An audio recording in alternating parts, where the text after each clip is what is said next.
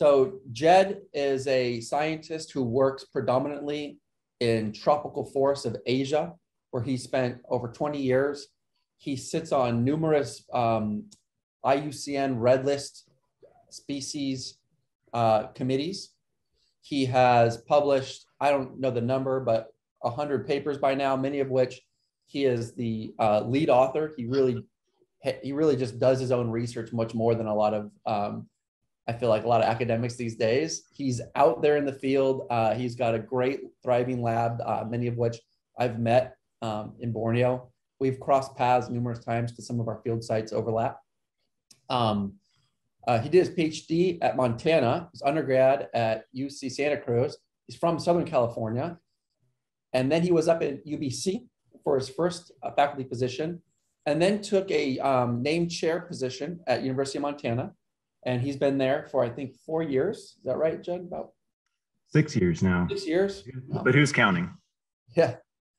And so Jed's really at the forefront of using data, especially wildlife camera trap data and remotely sensed data, stuff from the newest remote sensing sensors, including the JEDI sensors, which maybe he'll talk about today, and combining that together in very quantitative approaches to answering important questions at large scale. So oftentimes at a regional scale or across Borneo. But he also does lots of work on the ground in these landscapes where things are changing very quickly. For example, the frontier tropical lowland rainforest of Borneo. Jed's been working at these sites for years and has just a real depth of knowledge that's hard to match. So with that, I'll hand it over to Jed for his talk. And thank you again for making it happen. Thank you, Matthew. I really appreciate that. Both that really kind introduction and also the invitation to present to you guys. You have such an incredible program. I just wish we could have done this in person. Me too. Soon. Next time, that's right. Okay, so can you guys see my screen? Looks great. And then just out of curiosity, if I wiggle the cursor back and forth like that, can you see that? Yep. Excellent. Okay, so what I'm going to talk about today, as Matthew alluded to, is I'm going to weave together a few different projects that I've been working on in Southeast Asia, mostly Malaysia and Borneo for the last little while. Unfortunately, I won't get to talk about the JEDI stuff that Matthew and I are collaborating on, but if anyone's really curious about that, I'd love to talk about it afterwards.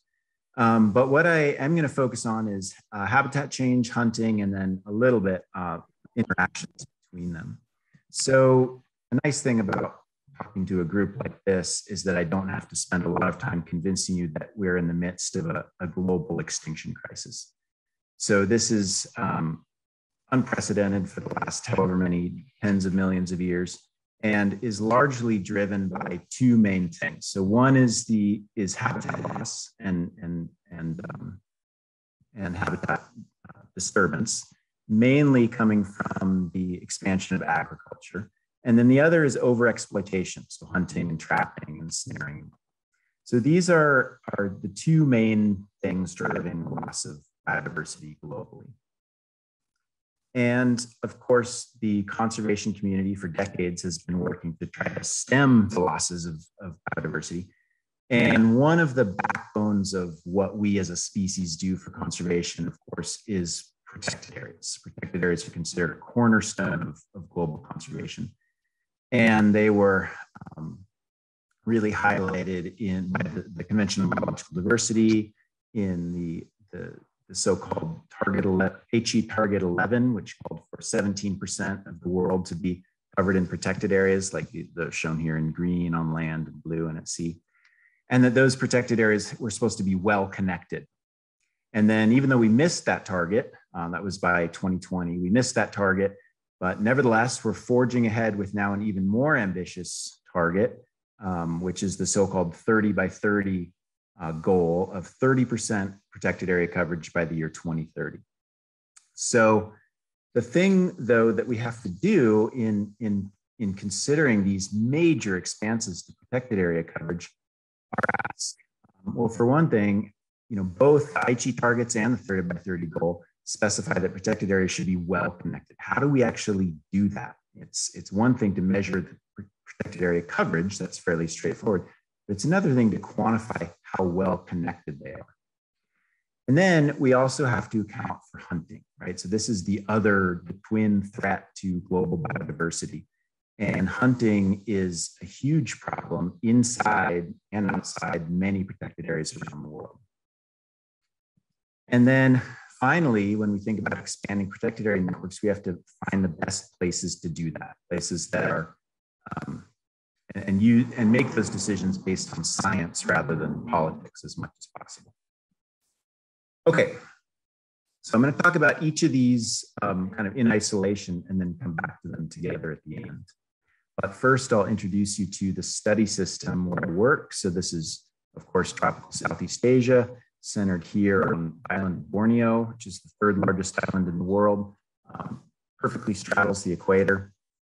And Borneo has just amazing rainforests. This is what the lowland rainforests look like when they're not moved. This is from Dan one of my favorite places anywhere. And the rainforests here are some of the tallest, the tallest tropical rainforests in the world, just incredibly diverse in animals and plants and other taxons.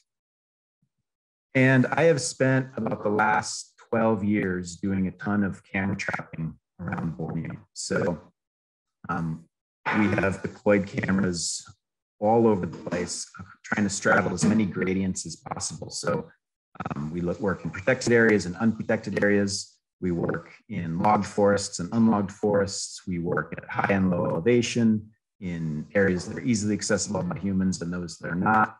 A lot of this work I do with my family, and often in pretty primitive conditions. You can see us here staying in some kind of jungle, whatever you want to call that, hut, temporary jungle hut.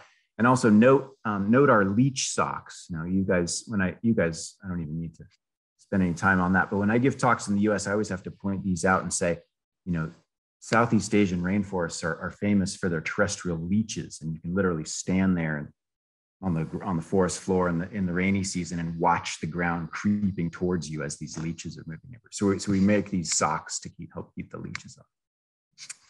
So, all right, we've deployed many hundreds of these cameras, and we end up with a database of hundreds of thousands of pictures that look like this, of just all sorts of cool animals, all sorts of cool different ecosystems. And a lot of my work started out focusing on this one in the upper left, the sun-beclouded leopard. But then as I realized that these cameras provide information on everything, I kind of rapidly became interested in everything and I focused more on community level questions. So, all right, the first thing I'm going to look at here is habitat loss. Let me just get rid of that. So can you guys see the title of the slide, or is it blocked by the screen sharing thing? We can see, Jed, but your voice is having a little bit of distortion, just a little bit. Okay. But it's intermittent, so it's unclear what's going on there. It's not a problem understanding you, but if there's something on your mic or something, then that would be it. There's nothing on the mic, but I'm going to try putting headphones in. That might help. All right, back to you. Okay, is that any better? Yes. Okay, perfect, thanks. Okay, so I'm going to start out talking about habitat loss. And of course, one of the probably the major driver currently of habitat loss in Borneo is the expansion of oil palm plantations, which is an exotic monocultural tree crop. And now Borneo, this is a rough figure showing habitat loss in Borneo over the last 70-ish years. And what I love about this map is that it starts in 1950, which is really not that long ago. Right? Like my parents were alive. They were young, but they were like, when my parents were like 3 years old, Borneo had about as much forest cover as it did 5,000 years ago. And in the intervening 70-ish years, we lost about half. So we're down to maybe a little under half of the forest cover on the island. But the island actually has a pretty good network of protected areas. So just in case you're not familiar with the geography, this line down the middle here, this is island of Borneo, this line down the middle demarcates the lower 2/3, which is Indonesia, Indonesian Borneo, from the upper third, which is Malaysian Borneo. And then this is the small independent country of Brunei here. So these are, the green blobs here are protected areas. And you can see that's pretty good protected area coverage for a tropical region. The problem is that most of those protected areas are too small on their own to support populations of big, wide-ranging, rare, low-density animals like carnivores and, frankly, many other taxa as well. So the solution is to make sure that the protected areas don't become on their own, but rather to ensure that they stay or either become, again, connected via habitat corridors, which are strips of habitat linking the protected areas so that animals and plants can move back and forth between them.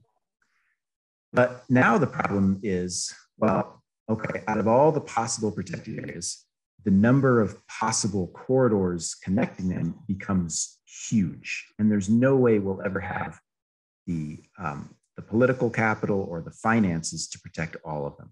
So we have to prioritize them. And so a lot of my work has focused on which are the most important corridors. And so I will walk you through the workflow of how I've gotten to that. So we take the camera trap data that I described and then remote sensing data. We use fairly standard things like elevation, topographic slope, land cover, and then some derived products like logging road density. And then we use what are called occupancy models.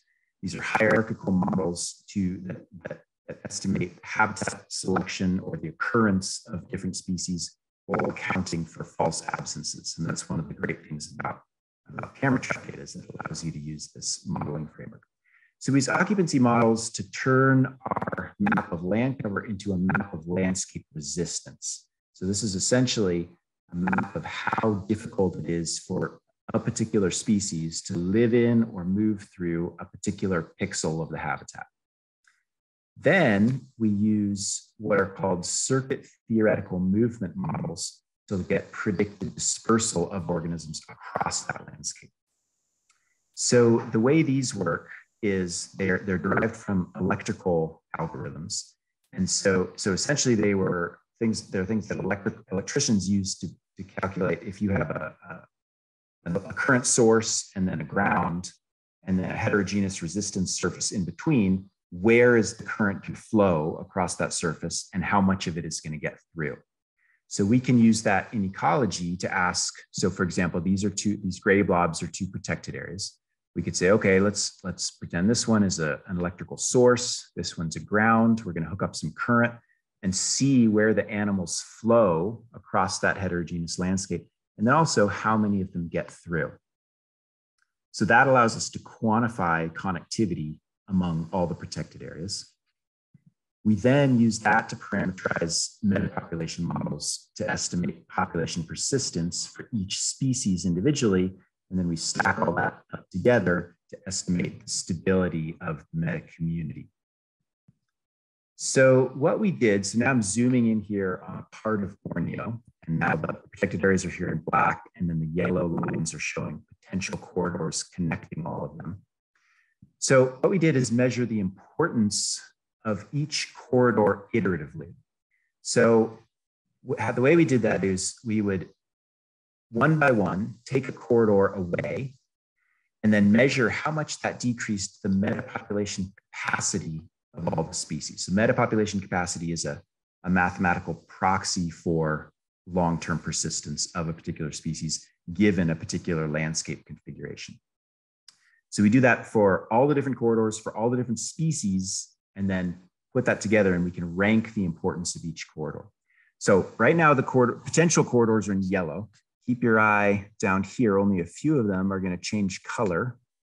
But what we found is that, some of them, when we rank their importance, a very, very few of them are highly important. So these two red corridors are the most important, followed by these three pink corridors. And this graph here is just a histogram of corridor importance. And note that it's on a log scale. So those most important corridors are many orders of magnitude more important than all the other potential corridors on the island. And this is, of course, really useful from a conservation point of view, because then we can focus our conservation efforts just on those very few corridors. So I'll come back to that in just a second, but first I'll say, well, okay, maybe you're looking at this going, all right, well, I can see how this is useful for this particular system, but how would I generalize these results, or maybe frame differently? What is it about those corridors that makes them so important? So to look at this, it's basically just two factors. So corridors become substantially less important the longer they get. And then they also are much less important if the reserves they're connecting are small. So the take home here is short corridors tend to be the most important, particularly if they're connecting large reserves. And there are a couple of, I think, interesting ecological reasons for this that I won't get into just now, but happy to talk about later if anyone's interested.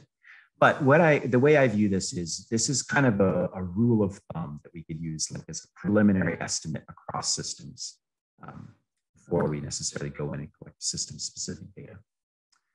All right, so then what have we done with this? So in parallel with the research that I've just been describing, for the last 10 to 12 years, I've also been doing a bunch of outreach work with my friends, Jason Hahn at World Wildlife Fund and Muhammad Aslan at the University of Malaysia, Sarawak. And so what we've been doing here is trying to work with the Sarawak government and timber companies themselves to set aside these most important, most critical habitat corridors. So we've done that in a couple ways. We've actually managed to get the third most important corridor protected. And that was actually through working with the timber companies and getting them to set aside part of the concession as a permanent habitat corridor. And the top two most important corridors, it's been a slow process, but I'm optimistic that we're close to getting legal protection for them. And that's through working with first the Forest Department Sarawak and then up to the state legislature to convince them to set aside these corridors legally. And so again, the state is interested. They just want us to do one final faunal survey to make sure there are actually animals in the potential corridors before they designate them. So that's where we are now. The field work has been a little bit delayed by COVID, but I'm hopeful that that's going to go ahead in the next year or so. All right, so, but in the meantime, I'm going to shift gears and talk about the other huge threat to biodiversity, which is unsustainable hunting. And again, great thing about talking to a group like this is I hopefully don't have to convince you that this is truly a global threat. A lot of times nowadays it's associated with tropical countries, but let us not forget what we here in North America did to our bison, almost drove them to extinction. And our passenger pigeons, we did drive them to absolute extinction, and they had been the single most abundant bird probably ever to have lived on the planet. So the problem with overhunting, one of the problems is that we don't know where it necessarily occurs. So a really important first step is to be able to map it, to be able to tell where this is a serious issue and where it's not. And if you think about really any other global threat to biodiversity, and pick your favorite threat, climate change, forest loss, overfishing, air pollution, nitrogen deposition, whatever, your favorite conservation threat, we can map it often in really high detail, except for, until very recently, bushmeat hunting, for the simple fact that it's just a bunch of people walking around in the forest with shotguns. You can't see that from space.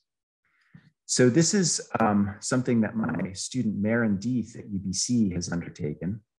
And she's trying to map out bushmeat hunting pressure. And the approach she took was to, again, use the circuit theory movement models that I talked about earlier, but this time applied not to the movement of wildlife, but to the movement of human hunters themselves. So the white area here is Malaysian Borneo. This is Sabah and Sarawak. So she starts with the sources of the hunters, which are the settlements, the villages where they live. From there, they're going to disperse out into the forest to hunt, first following roads. So we've got our road network. Then from the roads, they're going to move out into the jungle on foot, and where their movement speed will be affected by topographic slope and elevation and land cover, and a couple of other factors, the presence of rivers. So we put all this into our resistance mapping, and then we once again apply electrical current starting from all the settlements, going to every single pixel of forested area on the landscape iteratively. So we end up with a map that looks like this, which is, it's really the accessibility of each part of the forest, which therefore correlates to potential hunting pressure. Now, obviously, there are socioeconomic factors that will modify how much potential hunting pressure relates to actual hunting pressure. A key one there is religion, of course, in this region, and that's something that Matthew and I are working together to build on what I'm talking about today. But anyways, we get this map of hunting pressure, and we can compare it to other maps of potential hunting pressure. So a really popular one is urban-rural travel time, shown up here in the upper left, which is just the amount of time it takes you to go from the nearest urban area to the nearest to the patch of forest. And then distance to roads, distance to settlements. These are just Euclidean distance metrics. So you can see that all three of these are somewhat similar to our circuit theory metric, except that they don't account for the landscape heterogeneity. So, which I think is important because, it's going to be a lot harder to walk a kilometer up a thickly forested mountain than a kilometer across flat ground with no vegetation at all. But then we can compare them statistically. So this is, I'll show just a comparison to the urban-rural travel time. But the way we do this is through validation with actual camera trap photos of the hunters themselves. So the cameras I set out, of course, to get pictures of wildlife, but they incidentally get tons of pictures of people hunting. So this guy on the left here has a shotgun. This guy on the right has a blowpipe with a spear tip at the end, and then a bamboo quiver full of poison darts. This is still a popular way to hunt in a lot of parts of Borneo. So we can use this as an independent data set to validate the models and show that our circuit theoretical hunting mapping performs much better than the other metrics.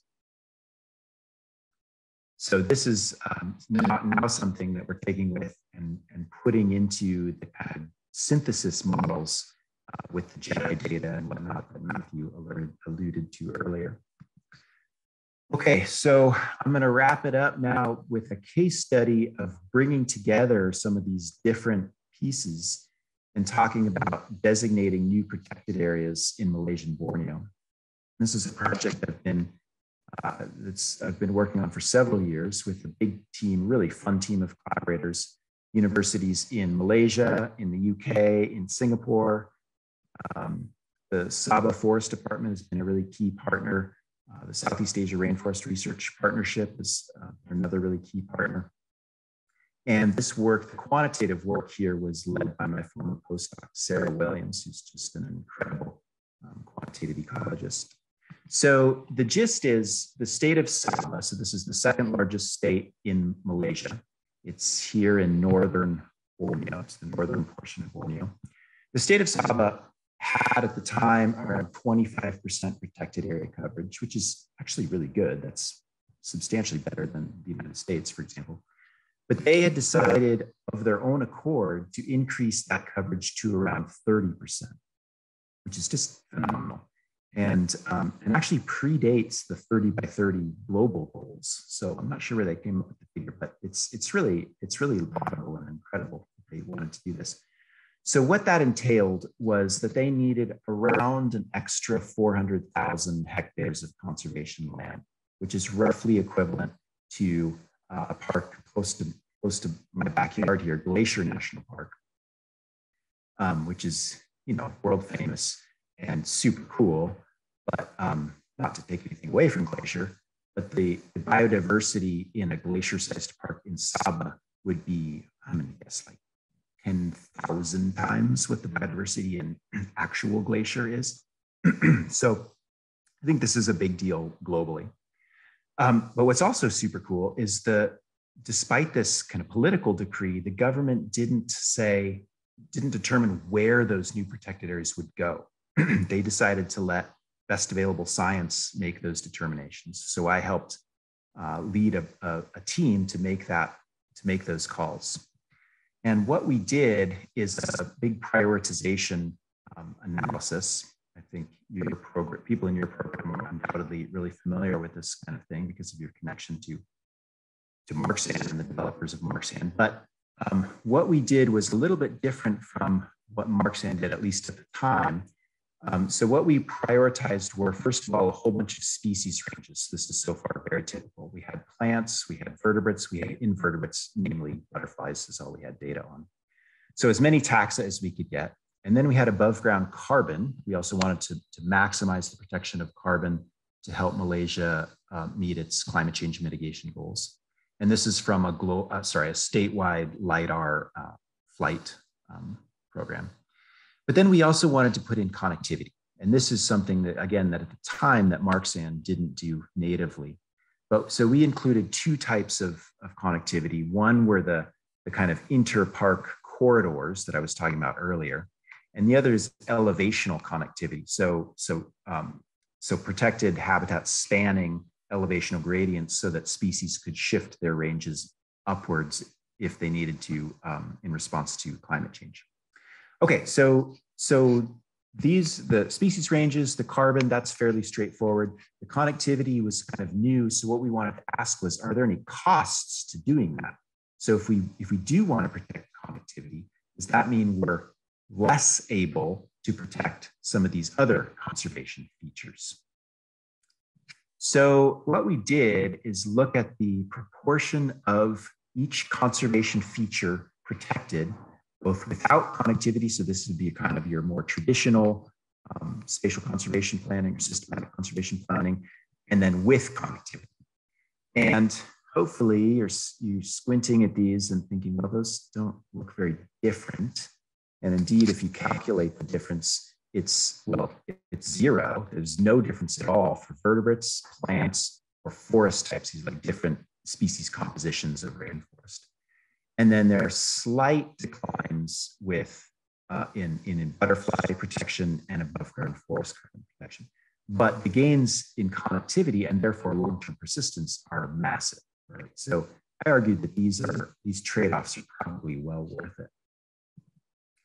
So this is then the final map that we took to the Saba Forest Department and then via them to the state legislature. And the kind of goldish yellow show the existing protected areas, and then the orangish show our proposed new protected areas. So it's not just a single new protected area. It's not a whole smattering of tiny ones. It's not a whole smattering of corridors amongst existing areas. It's some combination of all of them. And I want to highlight just briefly this one in the Southwest, which is really important for connectivity, both because it connects some of the parks in Sabah to some of the giant parks across the border in Indonesia. And this is an area that's very near and dear to my heart because I've done a lot of camera tracking work there with my friend Pangeran Salutan, who's a member of the indigenous village of Lampasia here in the middle of that area. And this is just an incredible forest. It's got tons of cool wildlife. It's got carnivorous pitcher plants. It's got cute little primates running around hugging trees. It's just a really incredible area that I'll be really excited to see get official protection. So wrapping it up then, I have hopefully convinced you that habitat corridors, in order to designate habitat corridors, we can use metapopulation models to determine which few corridors out of the many, many possible options are key for protecting population persistence of particular species and stability of the whole community.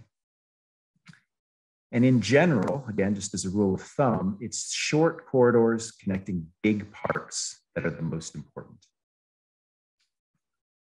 So moving on to hunting, we can use these circuit theoretical movement models to predict the distribution of hunting pressure both very accurately and with very high spatial resolution. And this is, I think, an exciting development that has applications really everywhere. We're expanding it now beyond Malaysian Borneo to all of Southeast Asia, where it's performing really well and predicting mammal and bird, not just occurrence, but community diversity really strongly. And then finally, for conservation planning, we can prioritize conservation of protected areas and habitat corridors at negligible cost to other conservation features, which is great. This is we can have our cake and eat it too when it comes to connectivity, incorporating connectivity into reserve design. So with that, I have a ton of groups and funders to thank, a ton of collaborators to thank. I want to send some special shout outs to my students and postdocs over the years who've just been an incredible team to work with. And then to my family, who again, I've done a lot of this field work with. So my wife, Olga, and our kids, Joaquin and Nico. And once again, let me thank you guys for the invitation. I'm sorry I can't be there in person, but it's great just to be able to see you and interact with you, at least this way. You have a phenomenal group there. So with that, I will stop sharing and I'm happy to take any questions.